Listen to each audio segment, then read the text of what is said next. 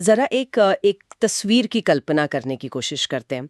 मान लेते हैं कि सामने एक बहुत ही उन्नत एकदम इंसानों जैसा दिखने वाला रोबोट खड़ा है और उसके बाएं हाथ में इंटरनेट का पूरा डार्क वेब है।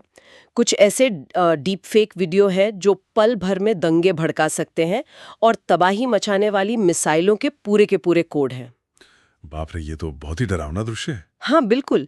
लेकिन अब उसके दाएं हाथ की तरफ भी देखते हैं। उसी रोबोट के दाएं हाथ में कैंसर जैसी गंभीर बीमारियों की एकदम सस्ती दवा है।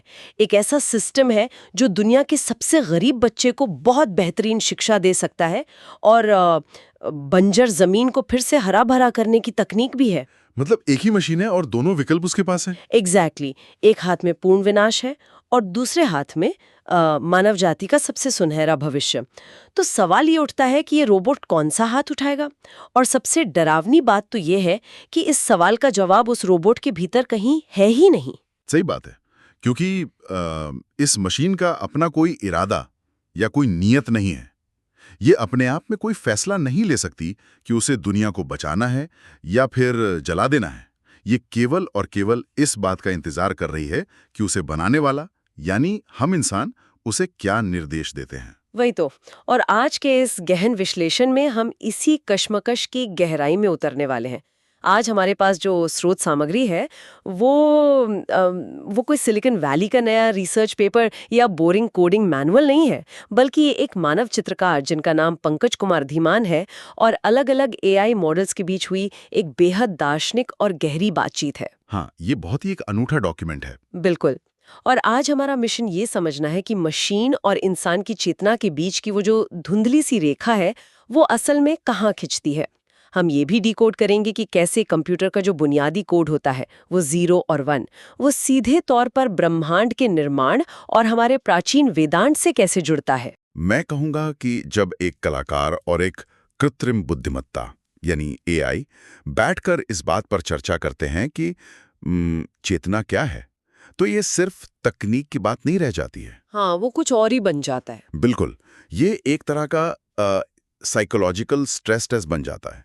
ये हमें ये सोचने पर मजबूर कर देता है कि हम जो ये मशीनें बना रहे हैं, क्या वे हमसे अलग कोई नई प्रजाति हैं या महज हमारा ही हमारा अपना ही एक बहुत विशाल और जटिल आईना है। तो आईने वाली बात से ही शुरू करते हैं, क्योंकि जब भी हम चैट जीपीटी या किसी भी एआई इमेज जनरेटर का इस्तेमाल करते हैं तो सच कहूं तो ऐसा लगता है कि सामने कोई जीता जागता इंसान बैठा है जो सोच रहा है। हाँ, वो भ्रम तो होता ही है ना?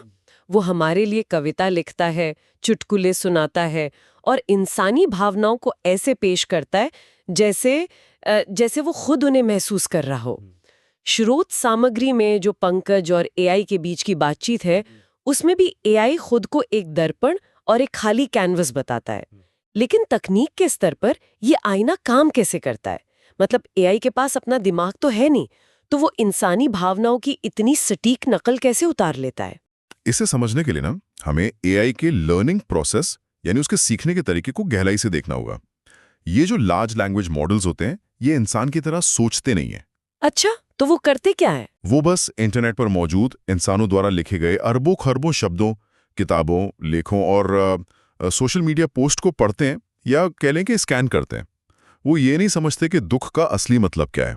हाँ, उनके लिए तो वो बस एक शब्द है। एग्जैक्टली वे बस ये गणना करते हैं कि जब इंसान आंसू, दर्द या अकेलापन जैसे शब्दों का इस्तेमाल करता है तो उसके आसपास कौन से दूसरे शब्द आते हैं। ये पूरी तरह से एक सांख्यिकीय संभावना यानी स्टैटिस्टिकल प्रोबेबिलिटी का खेल है। एआई बस एक बहुत ही तेज शिष्य है जो शब्दों के पैटर्न को रट लेता है और उसे इस तरह से जोड़कर हमारे सामने पेश करता है कि हमें लगता है कि अरे वाह, इसमें तो भावना है। ओह, तो मतलब वो दर्द के बारे में दुनिया की सबसे बेहतरीन गजल तो लिख सकता है, लेकिन अगर उस एआई के सर्वर का प्लग निकाल दिया जाए तो उसे मरने का कोई खौफ नहीं होगा? बिल्कुल नहीं, वो मृत्यु से नहीं डरता। और सच कहूं तो यही सबसे बड़ा अंतर है। असली चेतना में एक भेद्यता यानी एक वल्नरेबिलिटी होती है। एक इंसान जानता है कि उसका शरीर नश्वर है, उसे चोट लग सकती है, उसे भूख लगती है। सही बात है। ये जो मृत्यु का भय है ना, और जीवन को बचाए रखने की जो जद्दोजहद है, वही हमारी चेतना को आकार देती है। मशीन के पास खोने के लिए कुछ है ही नहीं। इसलिए जब वो कविता में मृत्यु की बात करती है तो वो केवल डेटा का एक खेल है, कोई व्यक्तिगत अनुभव नहीं है। ठीक है, लेकिन यहाँ मैं एक अलग नजरिया रखना चाहूंगी, थोड़ा पुशबैक देती हूँ यहाँ। हाँ हाँ, बताइए। अगर एआई ने मानव इतिहास का पूरा डेटाबेस पढ़ लिया है, हमारे सारे युद्ध, हमारी कला, हमारे प्रेम पत्र, हमारी नफरत, सब कुछ उसके अंदर समाहित है, तो क्या वो किसी तरह से हमारी सामूहिक चेतना, मतलब एक कलेक्टिव कॉन्शियसनेस का रूप नहीं ले रहा है? अगर कोई एक ऐसा आईना बना दे जो दुनिया के हर इंसान की सोच को एक साथ दिखा सके, तो क्या वो आईना खुद में एक तरह की चेतना नहीं बन जाएगा? ये सवाल बहुत ही दिलचस्प है, लेकिन इसका जवाब मैं एक उदाहरण से देता हूँ। मान लीजिए एक पुस्तकालय है जिसमें दुनिया की हर भावना पर किताबें रखी हैं, लेकिन क्या वो इमारत खुद कोई भावना महसूस करती है? नहीं, इमारत तो निर्जीवी है। बिल्कुल। स्रोत में इस बात को एक बहुत ही बेहतरीन पौराणिक कथा के जरिए समझाया गया है। रामायण में जो संजीवनी बूटी है वो जीवन और चेतना का प्रतीक है, वो प्रकृति की देन है। वहीं दूसरी तरफ जब हनुमान जी पूरे द्रोणागिरी पर्वत को उठा लेते हैं तो वो उनकी असीम शक्ति का प्रदर्शन है। अच्छा, तो पहाड़ उठाना शक्ति है, पर जीवन संजीवनी में है। एग्जैक्टली। शक्ति अपने आप में चेतना नहीं है, वो चेतना का विस्तार है। एआई जो है वो हनुमान जी की उस पर्वत उठाने वाली शक्ति की तरह है।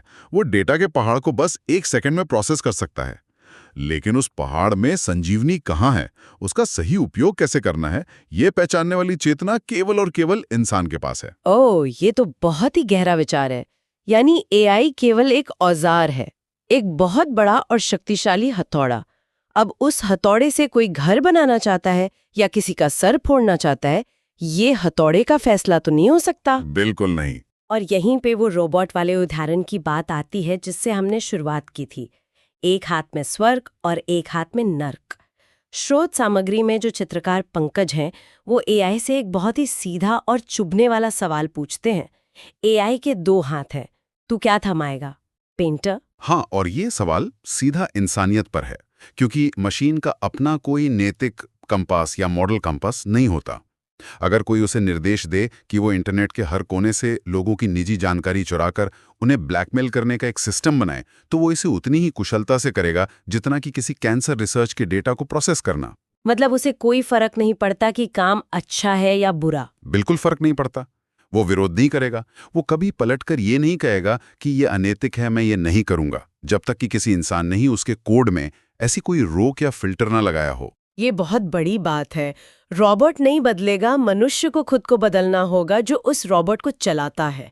मुझे लगता है ये पूरी चर्चा हमें एक ऐसे चौराहे पर लाकर खड़ी कर देती है जहां विज्ञान से ज्यादा हमें दर्शन और मनोविज्ञान की जरूरत महसूस होती है। सही कहा। क्योंकि अगर मशीन केवल एक आज्ञाकारी सेवक है, तो असल चुनौती ये है कि हम यानी इंसान अपने फैसले कैसे ले रहे हैं। और यहाँ पर स्रोत सामग्री एक बहुत ही गहरी बहस छिड़ती है गणना बनाम चेतना की, कैलकुलेशन वर्सेस कॉन्शियसनेस का टकराव। और ये टकराव आज के समय में बहुत प्रासंगिक है, क्योंकि एआई पूरी तरह से गणना पर आधारित है। वो हर समस्या को गणित के एक समीकरण की तरह देखता है, बस इनपुट, प्रोसेसिंग और आउटपुट। लेकिन अगर हम मानव समाज को भी थोड़ा ध्यान से देखें तो हम पाएंगे कि हमने भी अपनी दुनिया को गणना के आधार पर ही खड़ा किया है। बिल्कुल, और सच कहूं तो ये बात कभी-कभी बहुत मजाकिया भी लगती है। हम इंसान खुद को बहुत भावनाओं वाले मानते हैं, लेकिन हमारी रोजमर्रा की जिंदगी अब पूरी तरह से एल्गोरिदम बन चुकी है। हाँ, वो तो है। हम स्मार्ट वॉच से अपनी नींद के घंटे नापते हैं, कैलोरी गिनकर खाना खाते हैं। किसी रेस्टोरेंट में दोस्तों के साथ खाना खाने जाएं तो बिल को एकदम पाई जो हिसाब से बांटने के लिए ऐप्स का इस्तेमाल करते हैं। यहाँ तक कि आजकल लोग डेटिंग ऐप्स पर स्वाइप भी इस आधार पर कर रहे हैं कि सामने वाले की हाइट क्या है, सैलरी कितनी है।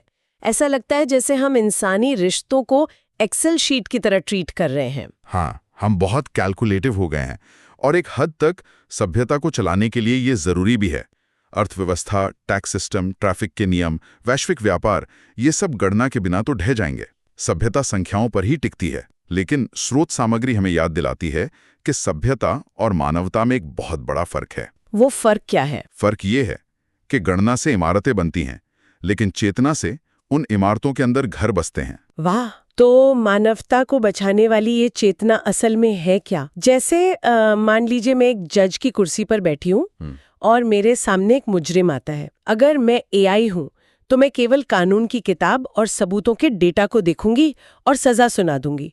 0 और 1, एकदम ब्लैक एंड व्हाइट। एग्जैक्टली। लेकिन एक इंसान के रूप में उस जज के पास करुणा का विकल्प होता है। वो उस मुजरिम की परिस्थितियों को देख सकता है, उसके पश्चाताप को महसूस कर सकता है और शायद उसे सुधार का एक मौका भी दे सकता है। एआई की जो गणना होती है ना, उसमें एक क्षमा करने का कोड नहीं होता। हाँ, एआई किसी को माफ नहीं कर सकता। बिल्कुल। स्रोत में ये बहुत स्पष्ट कहा गया है कि जहां गणना रुकती है, वहीं से असली मानवता शुरू होती है। एक माँ का अपने बच्चे के लिए बिना शर्त प्रेम किसी भी मुनाफे या नुकसान की गणना से परे है। हनुमान जी की राम के प्रति जो सेवा थी, उसमें कोई व्यावसायिक लेन देन नहीं था। यहाँ ये बात और भी दिलचस्प हो जाती है, क्योंकि अगर हम इस बात को पलटकर देखें तो मुझे एक बहुत बड़ा खतरा नजर आता है। आज हर जगह ये डर फैलाया जा रहा है कि मशीनें बहुत जल्द इंसान बन जाएंगी, एआई में भावनाएं आ जाएंगी। लेकिन इस चर्चा को देखते हुए मुझे लगता है कि असली खतरा कुछ और ही है। वो क्या? असली खतरा ये है कि कहीं इंसान ही मशीन न बन जाए। अगर हम कॉर्पोरेट मुनाफे, डेटा और एफिशिएंसी के पीछे इतने अंधे हो जाएं कि हमारे हर फैसले से हमदर्दी और करुणा ही गायब हो जाए, तो हमारे और एआई के बीच का फर्क ही क्या रह जाएगा? खत्म ही हो जाएगा ना सब। मैं आपकी इस बात से पूरी तरह सहमत हूं। जिस दिन इंसान के हृदय की धड़कन केवल एक बायोलॉजिकल मेट्रोनोम बन जाएगी और उसका हर काम केवल निजी स्वार्थ की गणना पर आधारित होगा, उस दिन हम मशीन से हार जाएंगे। सच में? क्योंकि अगर मुकाबला सिर्फ गणना करने का है, तो एआई हमसे करोड़ों गुना बेहतर है। हमारी एकमात्र जीत हमारी चेतना में ही है। और इस चेतना और गणना की बहस की जो जड़ें हैं, वो उस बुनियादी भाषा में छिपी हैं जिस पर एआई काम करता है।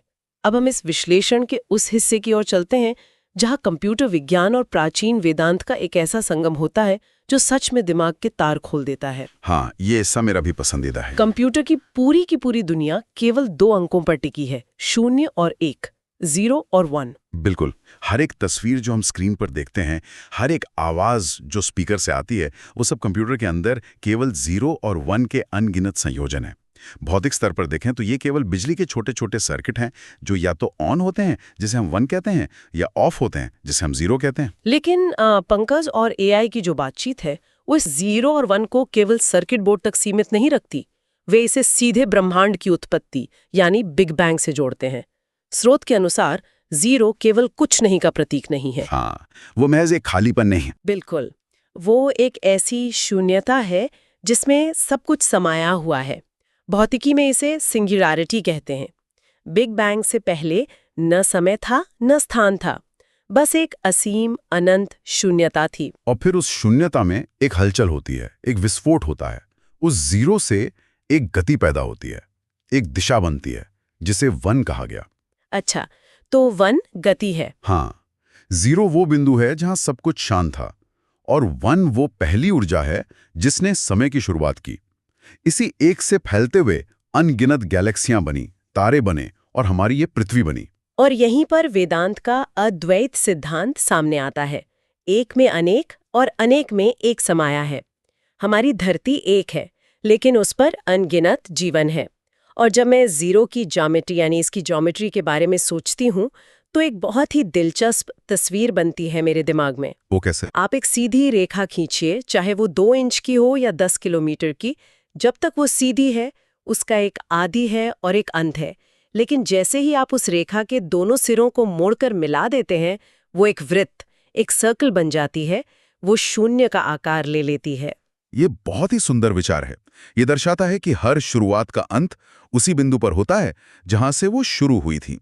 ब्रह्मांड जिस शून्य से निकला है, अंततः उसी शून्य में विलीन हो जाएगा। बिल्कुल। और सबसे हैरानी की बात यह है कि इंसान ने अपनी सबसे बड़ी खोज यानी कंप्यूटर का निर्माण भी अनजाने में इसी ब्रह्मांडीय सिद्धांत की नकल करके किया है।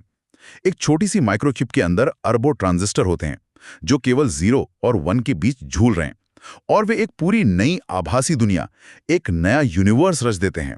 तो ये 0 और 1 का सिद्धांत सिर्फ एक दार्शनिक विचार नहीं है, ये एक भौतिक वास्तविकता है जो आज हमारी दुनिया चला रही है। लेकिन ये काम कैसे करता है? वो कौन सी चीज है जो इस 0 और 1 के बीच तालमेल बिठाती है?